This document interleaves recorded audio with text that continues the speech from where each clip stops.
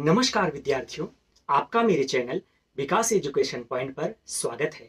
आशा करता हूँ आप सभी स्वस्थ होंगे, अपनी पढ़ाई व अपने सेहत का ध्यान रख रहे होंगे।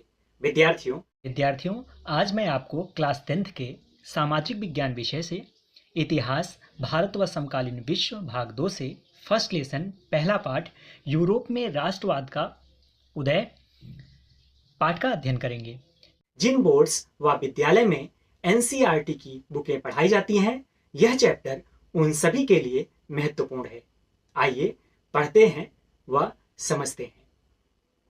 हमारा चैप्टर है यूरोप में राष्ट्रवाद का उदय। बच्चों, यूरोप के बारे में हमें पता ही है। यूरोप क्या है? यूरोप एक महाद्वीप है। तो यूरोप में जो है राष्ट्रवाद का उदय कैसे हुआ, इसके बारे में हम अध्ययन करेंगे। तो बच्चों, राष्ट्रवाद क्या होता है? देश तथा देशवासियों के प्रति श्रद्धा, प्रेम और सहयोग की भावना जगाने वाली एक राजनैतिक विचारधारा को राष्ट्रवाद कहते हैं। आगे देखते हैं बच्चों, हमारे सामने एक चित्र बना हुआ है और इस चित्र को पहले गौर से आप देख लीजिए, इसके बाद हम आगे चलते हैं। तो ये जो चित्र बना हुआ है, इस चित्र को जो है फ्रेडरिक शैरियो नामक जो है एक फ्रांसीसी कलाकार ने बनाया था। तो इसके बारे में हम अध्ययन करेंगे। तो फ्रांसीसी कलाकार फ्रेडरिक शैरियो, जो कि 1848 ईस्वी में 4 चित्रों की एक श्रृंखला बनाई। चित्र में यूरोप और अमेरिका के लोग दिखाए गए जो एक लंबी कतार में स्वतंत्रता की प्रतिमा की वंदना करते हुए जा रहे हैं। आप इस चित्र में देखिए, आपको लग रहा होगा, ये देखिए एक लंबी सी कतार लगी हुई है। यहाँ से देखिए, यहाँ से लोग, एक लंबी सी कतार लगी हुई है और ये है स्वतंत्रता की देवी की प्रतिमा है। तो ये चित्र किसने बनाया था? फ्रेडरिक शैरियो ने, जो कि एक फ्रांसीसी कलाकार थे। ठीक है। तो फ्रांसीसी क्रांति के दौरान कलाकार स्वतंत्रता को महिला रूपक के रूप में व्यक्त करते थे। यहाँ भी आप ज्ञानोदय की मशाल को पहचान सकते हैं, जो उसके हाथ में है और दूसरे हाथ में मनुष्य के अधिकारों का घोषणा पत्र है। आप देखिए इस चित्र में एक हाथ में घोषणा पत्र है और एक स्वतंत्रता का मशाल यहाँ पर दिख रहा है। और ये महिला, ये जो एक मूर्ति बना हुआ है, ये महिला रूपक है, जो कि स्वतंत्रता की देवी के रूप में इनको मान्यता मिली हुई है, इनको पहचान रहे हैं। ठीक है। प्रतिमा के सामने जमीन पर निरंकुश संस्थानों के ध्वस्त अवशेष बिखरे हुए हैं। आप यहाँ पर देखिए, ये जो अवशेष दिख रहे हैं, ये ध्वंसावशेष हैं, जो कि निरंकुश संस्थानों के अवशेष हैं। और निरंकुश क्या होता है बच्चों? निरंकुश जो होता है किसी शासक की स्वच्छंद सरकार जिस पर कोई अंकुश ना हो, उसे हम निरंकुश कहते हैं। और कल्पनादर्श क्या है बच्चों? तो कल्पनादर्श जो है वो ज्ञानेंद्रियों से परे आदर्श की आध्यात्मिक अवधारणा अथवा एक आदर्श समाज जो वास्तव में संभव नहीं है, इसे हम कल्पनादर्श कहते हैं। तो कल्पनादर्श में सबसे आगे नेतृत्वकर्ता के रूप में अमेरिका और स्विट्जरलैंड है। उसके पीछे जर्मनी के लोग काला, लाल और सुनहरा झंडा लिए हुए हैं। इसके बाद ऑस्ट्रेलिया, 2 सिलियों की राजशाही, Lombardy, Poland, England, Ireland, Hungary और रूस के लोग हैं। ऊपर से ईसा मसीह, संत और फरिश्ते इस दृश्य पर अपनी नज़र गड़ाए हैं। चित्रकार ने उनका इस्तेमाल दुनिया के राष्ट्रों के बीच भाईचारे के प्रतीक के रूप में किया है। आप इस चित्र में देख सकते हैं, यहाँ पर जो है ऊपर, ये यहाँ पर जो है आप देख सकते हैं कि विभिन्न ईसा मसीह और जो है संत लोग जो है यहाँ पर ऊपर दिखाई दे रहे हैं। इन्हें जो है भाईचारा या राष्ट्रों के बीच भाईचारा के प्रतीक के रूप में जो है दर्शाया गया है। आगे देखते हैं। नेक्स्ट हेडिंग है बच्चों, फ्रांसीसी क्रांति और राष्ट्र का विचार।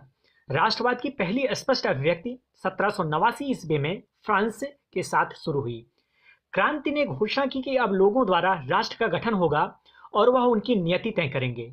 पितृभूमि और नागरिक जैसे विचारों ने एक संयुक्त समुदाय के विचार पर बल दिया, जिसे एक संविधान के अंतर्गत समान अधिकार प्राप्त थे। अतः एक नई फ्रांसीसी झंडा तिरंगा चुना गया, जिसके पहले वह राष्ट्र ध्वज की जगह ली। स्टेट जनरल का चुनाव सक्रिय नागरिकों के समूह द्वारा किया जाने लगा और उसका नाम बदलकर नेशनल असेंबली कर दिया गया। नई स्तुतियां रची गई, शपथें ली गई, शहीदों का गुणगान हुआ और यह सब राष्ट्र के नाम पर हुआ। विद्यार्थियों, एक केंद्रीय प्रशासनिक व्यवस्था लागू की गई, जिसमें अपने भूभाग पर रहने वाले सभी नागरिकों के लिए समान कानून बनाए गए। आंतरिक आयात निर्यात शुल्क समाप्त कर दिए गए और भार तथा नापने की एक समान व्यवस्था लागू की गई। क्षेत्रीय बोलियों को हतोत्साहित किया गया और फ्रेंच राष्ट्र की भाषा साझा भाषा बन गई। जब फ्रांस की घटनाओं की खबर पूरे यूरोप के विभिन्न शहरों में पहुंची तो छात्र तथा शिक्षित मध्य वर्गों के अन्य सदस्य जैकोबिन क्लबों की स्थापना करने लगे। उनकी गतिविधियों और अभियानों ने उन फ्रेंच सेनाओं के साथ के लिए रास्ता तैयार किया जो 1790 के दशक में हॉलैंड, बेल्जियम, स्विट्जरलैंड और इटली के बड़े इलाकों में घुसी। क्रांतिकारी युद्धों के शुरू होने के साथ ही फ्रांसीसी सेनाएं राष्ट्रवाद के विचार को विदेशों तक ले जाने लगी। विद्यार्थियों, तदुपरांत नेपोलियन का उदय होता है। नेपोलियन का जन्म 15 अगस्त 1769 ईस्वी में कोर्सिया द्वीप की राजधानी अजासियो में हुआ। इसने अपने व्यक्तित्व एवं कार्यों से पूरे यूरोप के इतिहास को प्रभावित किया। 1799 में डायरेक्टरी के शासन का अंत करके वह फ्रांस का प्रथम काउंसिल बन गया और 1804 में वह स्वयं को फ्रांस का सम्राट घोषित किया। नेपोलियन का शासनकाल 1804 में नेपोलियन संहिता 1804 की नागरिक संहिता, जिसे आमतौर पर नेपोलियन की संहिता के नाम से जाना जाता है, ने जन्म पर आधारित विशेषाधिकार को समाप्त कर दिए। उसने कानून के समक्ष बराबरी और संपत्ति के अधिकार को सुरक्षित बनाया। इस संहिता को फ्रांसीसी नियंत्रण के अधीन क्षेत्रों में भी लागू किया गया। डच गणतंत्र, स्विट्जरलैंड, इटली और जर्मनी में नेपोलियन ने प्रशासनिक विभाजनों को सरल बनाया, सामंती व्यवस्था को खत्म किया और किसानों को भू दासत्व और जागीरदारी शुल्कों से मुक्ति दिलाई। शहरों में भी कारीगरों के श्रेणी संघों के नियंत्रणों को हटा दिया गया। यातायात और संचार व्यवस्थाओं को सुधारा गया। एक समान कानून, मानक भार तथा नाप और एक राष्ट्रीय मुद्रा की व्यवस्था की गई। विद्यार्थियों, आगे है यूरोप में राष्ट्रवाद का निर्माण। राष्ट्र के निर्माण के लिए एक सामूहिक पहचान, सांस्कृतिक परंपरा आदि का समान होना जरूरी होता है। 18वीं सदी में यूरोप के लोग अलग अलग भाषाएं बोलते थे और विभिन्न जातीय समूहों के सदस्य थे। उदाहरण के तौर पर ऑस्ट्रिया हंगरी की पर शासन करने वाला हैब्सबर्ग साम्राज्य कई अलग अलग क्षेत्रों और जनसमूहों को जोड़कर बना था।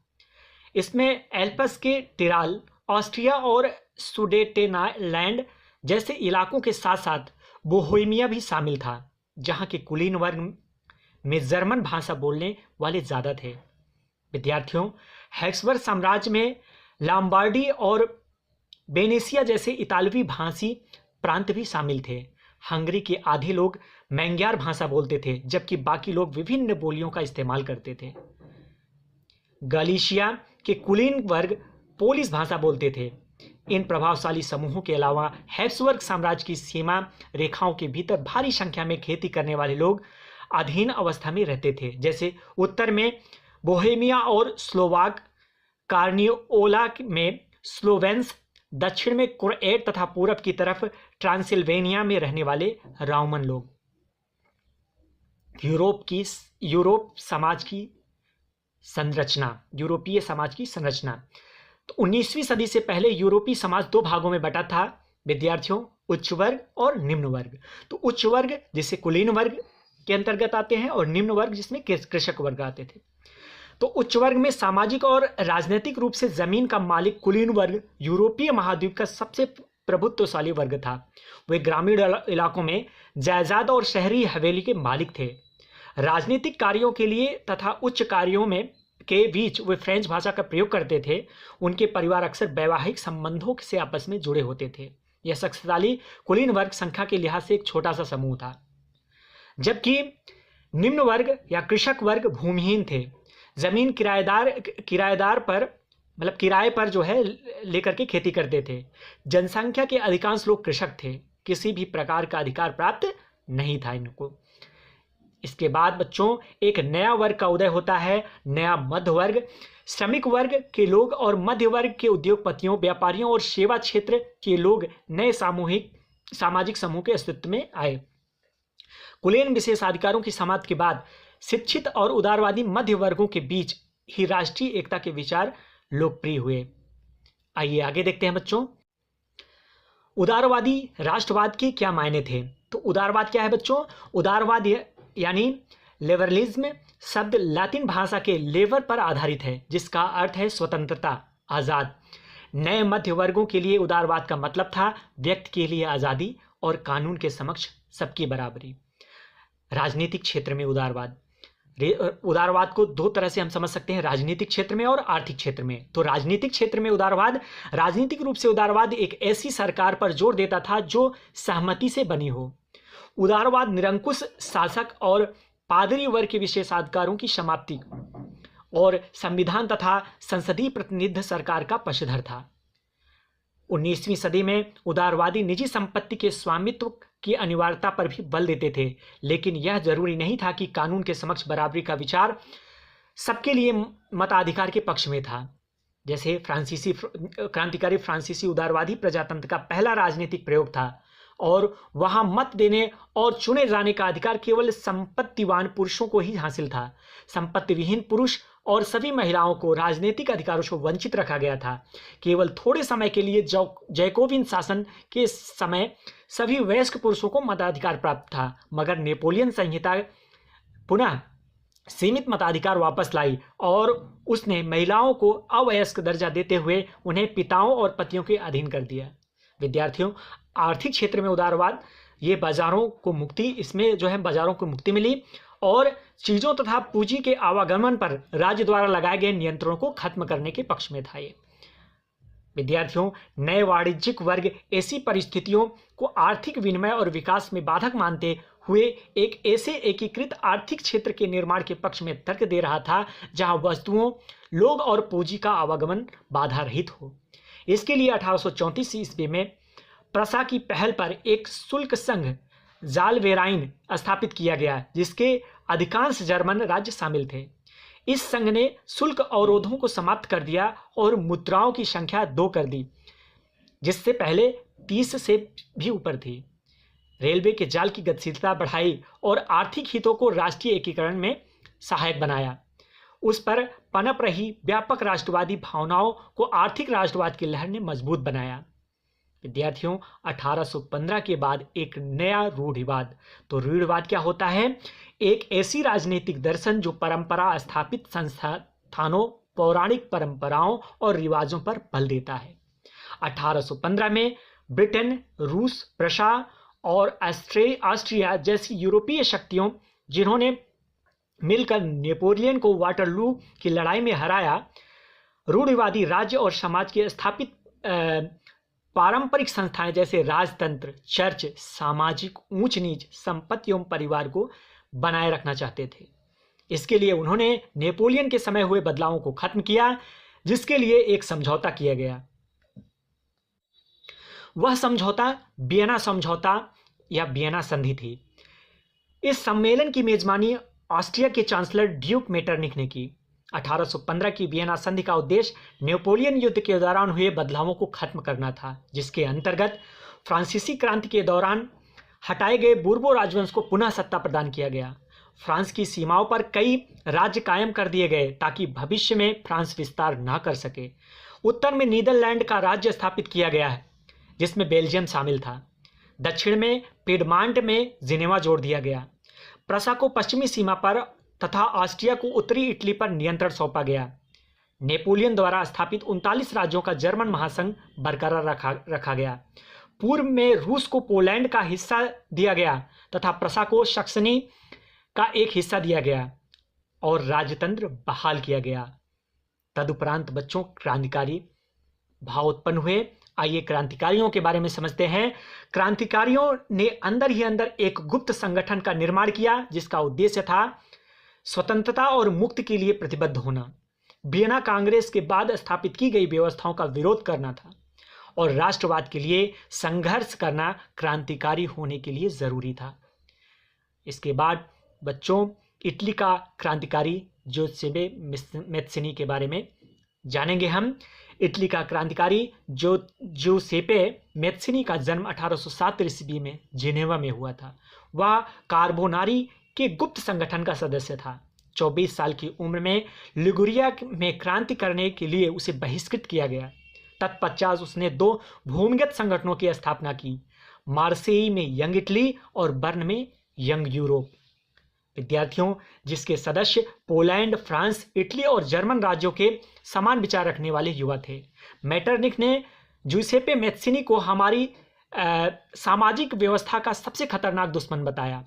सभी रूढ़िवादी मेसनी से डरते थे क्योंकि वो इटली का एकीकरण चाहते थे। क्रांतिकारियों का युग 1830 से 48। यूनान का स्वतंत्रता संग्राम। यूनानियों की आज़ादी के लिए संघर्ष 1821 ईस्वी में आरंभ हो गया। यूनानियों की लड़ाई में अनेक समूह ने मदद किया। यूनान में राष्ट्रवादियों को निर्वासन में रह रहे यूनानियों के साथ पश्चिमी यूरोप के अनेक लोगों का भी समर्थन मिला। कवियों और कलाकारों ने यूनान की यूरोपीय सभ्यता का पालना बताकर प्रशंसा की और एक मुस्लिम साम्राज्य के विरुद्ध यूनान के संघर्ष के लिए जनमत जुटाया। अंग्रेज कवि लॉर्ड बायरन ने धन इकट्ठा किया और बाद में युद्ध में लड़ने भी गए, जहां 1824 ईस्वी में बुखार से उनकी मृत्यु हो गई। परिणाम स्वरूप 1832 की कुस्तुनतुनिया की संधि ने यूनान को एक स्वतंत्र राष्ट्र की मान्यता दी। विद्यार्थियों, तदुपरांत रोमानी कल्पना और राष्ट्रीय भावना का विकास हुआ। राष्ट्रवाद का विकास केवल युद्ध और क्षेत्रीय विस्तार से नहीं हुआ, इसके निर्माण में संस्कृति के एक अहम भूमिका निभाई। कला, काव्य, कहानियों, किस्सों और संगीत ने राष्ट्रवादी भावनाओं को गढ़ने और व्यक्त करने में सहयोग दिया। पोलैंड में संगीत और भाषा के जरिए राष्ट्रीयता की भावना जीवित रखी गई। भाषा ने भी राष्ट्रीय भावनाओं के विकास में एक महत्वपूर्ण भूमिका निभाई। रूसी कब्जे के बाद पोलिश भाषा को स्कूलों से बलपूर्वक हटाकर रूसी भाषा को हर जगह जबरन लादा गया। भूख, कठिनाइयां और जन विद्रोह। तदुपरांत ये प्रारंभ होता है। 1830 का दशक यूरोप में भारी कठिनाइयां लेकर आया। इसका कारण था यूरोप की जनसंख्या में जबरदस्ती वृद्धि, गरीबी में वृद्धि, बेरोजगारी में वृद्धि। लोग गांव से शहर की ओर रुख कर दिए। किसी वर्ष फसल खराब होने तथा खाने पीने की चीजों के मूल्य बढ़ने से शहर तथा गांव में व्यापक गरीबी फैल गई। इन सभी कारणों से 1848 में पेरिस के लोग सड़कों पर उतर गए और सरकार के खिलाफ विद्रोह कर दिया। जगह जगह अवरोध लगाए गए और लुई फिलिप को भागने पर मजबूर किया गया। इसके बाद नई सरकार का कानून बना। राष्ट्रीय सभा ने एक गणतंत्र की घोषणा करते हुए 21 वर्ष के ऊपर सभी वयस्क पुरुषों को मताधिकार प्रदान किया, काम के अधिकार की गारंटी दी और रोजगार उपलब्ध कराने के लिए राष्ट्रीय कारखाने स्थापित किए गए। 1848 के उदारवादियों की क्रांति। 1848 में जब अनेक यूरोपीय देशों में गरीबी, बेरोजगारी और भूखमरी से ग्रस्त किसान मजदूर विद्रोह कर रहे थे, तभी पढ़े लिखे मध्य वर्ग भी क्रांति कर रहे थे। यूरोप के अन्य भागों में जहां अभी तक स्वतंत्र राष्ट्र राज्य अस्तित्व में नहीं आए थे, जैसे Germany, Italy, Poland, Austro Hungarian साम्राज्य, वहां के उदारवादी मध्य वर्गों के स्त्री पुरुषों ने संविधानवाद की मांग को राष्ट्रीय एकीकरण की मांग से जोड़ दिया। जर्मनी और इटली का निर्माण, एकीकरण। जर्मनी का निर्माण। आइए बच्चों, जर्मनी के एकीकरण या जर्मनी के निर्माण के बारे में समझते हैं। 1848 में यूरोपियन सरकार ने जर्मन महासंघ के कई इलाकों को जोड़कर राष्ट्र राज्य बनाने का प्रयास किया, परंतु इसे राजशाही और फौज ने मिलकर दबा दिया। उस समय प्रशा का प्रमुख मंत्री ऑटो वन बिस्मार्क था, जो इस प्रक्रिया का जनक था, जिसे प्रशा की सेना और नौकरशाही की मदद ली। 7 वर्ष के दौरान ऑस्ट्रिया, डेनमार्क और फ्रांस से 3 युद्धों में प्रशा की जीत हुई और एकीकरण की प्रक्रिया पूरी हुई। जनवरी 1871 में वर्साय में हुए एक समारोह में प्रशा के राजा विलियम प्रथम को जर्मनी का सम्राट घोषित किया गया। आइए अब इटली के एकीकरण या इटली का निर्माण के बारे में समझते हैं। इटली अनेक वंशानुगत राज्यों तथा बहुराष्ट्रीय हैब्सबर्ग साम्राज्य में बिखरा हुआ था। 19वीं सदी के मध्य में इटली 7 राज्यों में बटा हुआ था, जिसमें से केवल एक सार्डिनिया पिडमांट में एक इतालवी राजघराने का शासन था। उत्तरी भाग ऑस्ट्रिया हैब्सबर्ग के अधीन था। मध्य इलाकों पर पोप का शासन था। दक्षिणी क्षेत्र स्पेन के बूर्बो राजाओं के अधीन था। 1830 से दशक में जूसेपे मैत्सिनी ने एकीकृत इतालवी गणराज्य के लिए एक सुविचारित कार्यक्रम प्रस्तुत करने की कोशिश की। उसने अपने उद्देश्यों के प्रसार के लिए यंग इटली नामक एक गुप्त संगठन भी बनाया। 1831 और 1848 में क्रांतिकारी विद्रोहों को असफलता से युद्ध के जरिए इतालवी राज्यों को जोड़ने की जिम्मेदारी सार्डिनिया पिडमांट के शासक विक्टर इमैनुएल द्वितीय पर आ गई। मंत्री प्रमुख काबूर, जिसने इटली के प्रदेशों को एकीकृत करने वाले आंदोलन का नेतृत्व किया, न तो एक क्रांतिकारी था और न ही राजतंत्र में विश्वास रखने वाला। काबूर को इटली का बिस्मार्क माना जाता है। वह इटली के सार्डिनिया राज्य के प्रधानमंत्री था। उसने सर्वप्रथम अपने राज्य को इटली में मिलाने का कार्य किया। फ्रांस से सार्डिनिया पिडमांट की एक चतुर कूटनीतिक संधि, जिसके पीछे काबूर का हाथ था, से सार्डिनिया पिडमांट 1859 ईस्वी में ऑस्ट्रिया को हराया। गैरिबाल्डी इटली का महान क्रांतिकारी जूसेपे मेस्सीनी का सहयोगी व समकालीन था। उसने लाल कुर्ती नामक सेना तैयार की, जिसकी सहायता से उसने ऑस्ट्रिया को हराया। जूसेपे गैरिबाल्डी के नेतृत्व में भारी संख्या में सशस्त्र स्वयंसेवकों ने इस युद्ध में हिस्सा लिया और 1860 में वे दक्षिण इटली और 2 सिसिलियों के राज्य में प्रवेश कर गए और स्पेनी शासकों को हटाने के लिए स्थानीय किसानों का समर्थन पाने में सफल रहे। 1861 में इमैनुअल द्वितीय को एकीकृत इटली का राजा घोषित किया गया। ब्रिटेन की अजीब दास्तां। ब्रितानी द्वीप समूह में रहने वाले लोग अंग्रेज, वेल्स, स्कॉट या आयरिश की मुख्य पहचान निर्जातीय थी।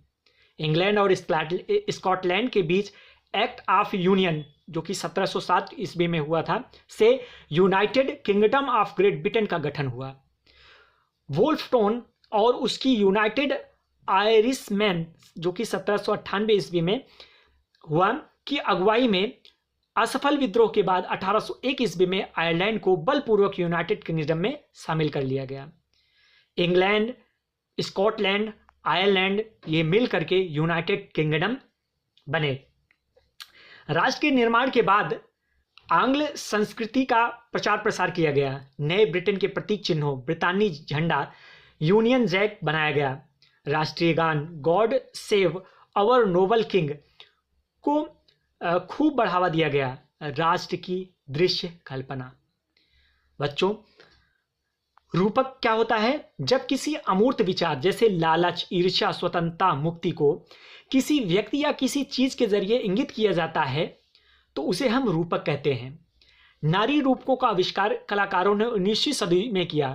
फ्रांस में उसे लोकप्रिय ईसाई नाम मारियान दिया गया। इसी तरह जर्मेनिया जर्मन राष्ट्र का रूपक बन गई।